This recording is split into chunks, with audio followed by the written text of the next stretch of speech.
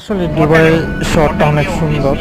আপনি দেখেন কিছু কিছু জায়গা আছে আপনি ঘুরতে গেলে অনেক ভালো লাগবে।